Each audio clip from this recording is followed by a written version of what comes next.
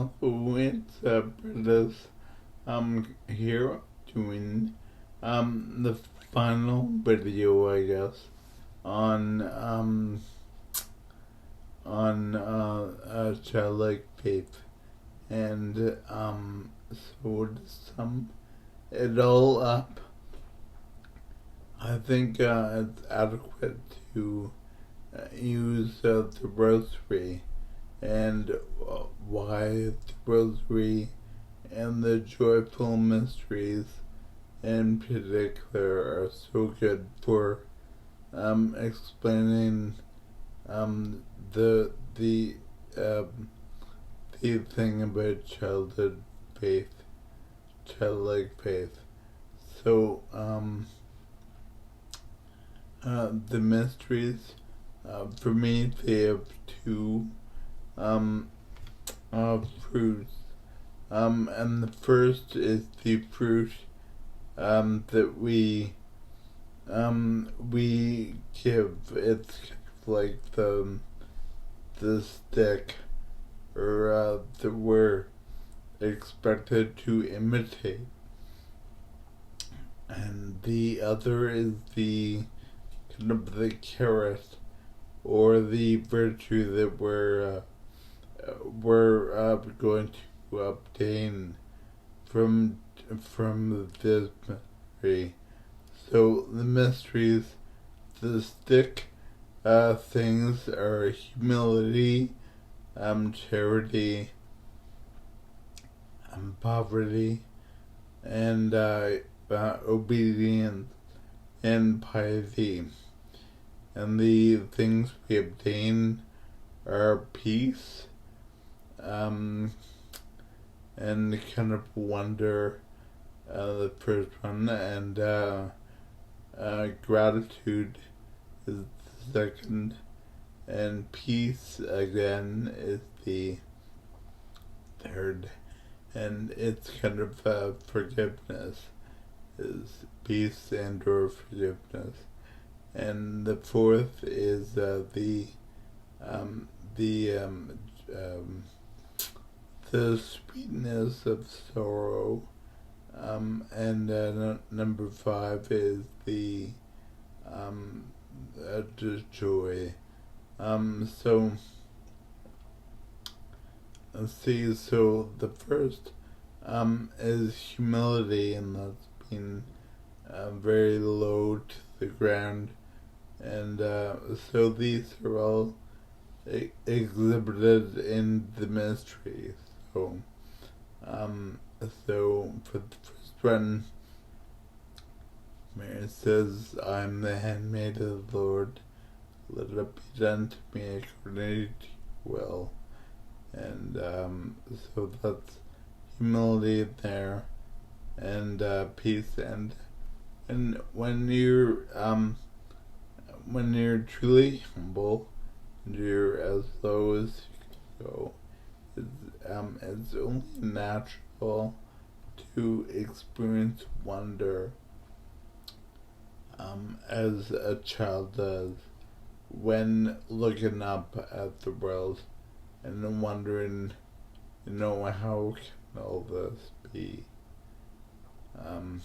Yeah. And so number 2 is the visitation of Elizabeth by her cousin Mary.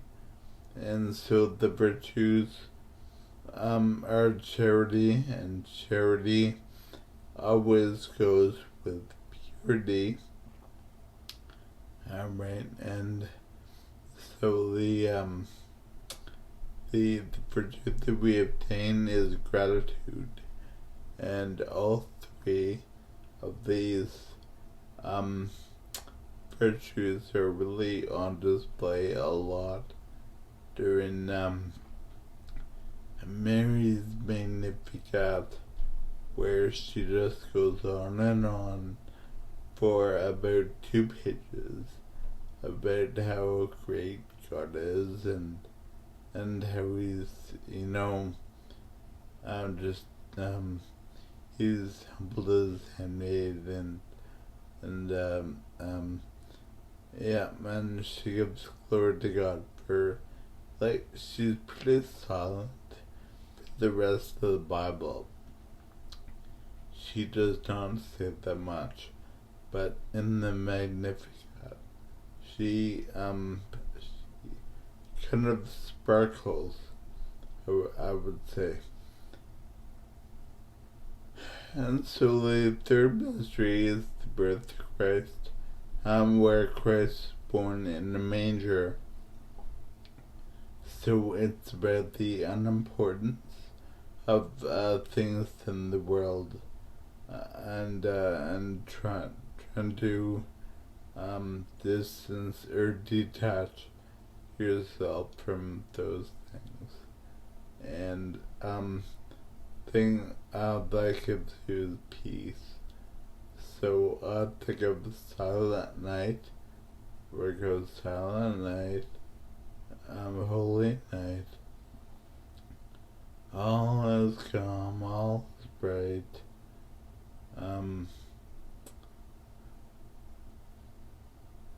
Round and I forget, something about calm.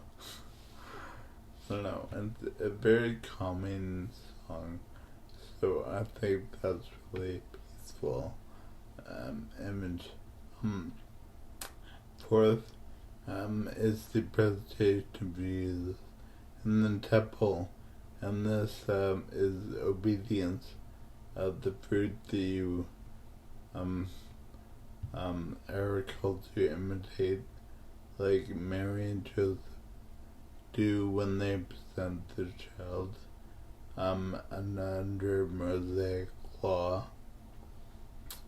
And the fruit that we obtain, I think, is the sweetness of sorrow. It's the joyful mysteries, but in life, having a low point makes the high points high. So they say the sweet is not so sweet without the bitter.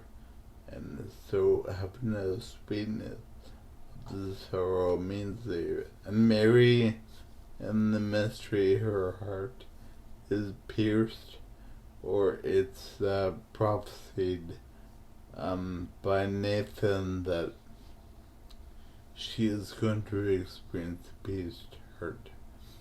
And so the next mystery is the fifth mystery, and that's the joy and finding Jesus in the temple. And the fruits are that we're called to imitate is piety, and the one we obtain I think is the joy in finding Jesus.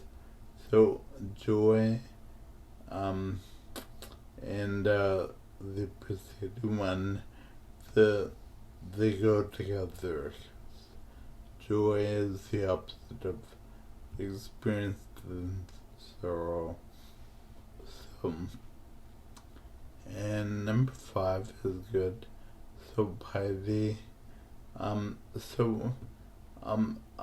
want to encourage all people with kids to encourage them to pray the rosary.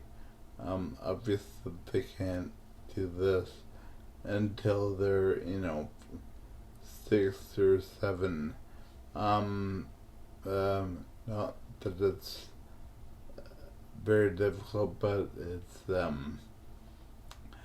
just often kids can't sit still for 20 minutes to pray, so before they're 6.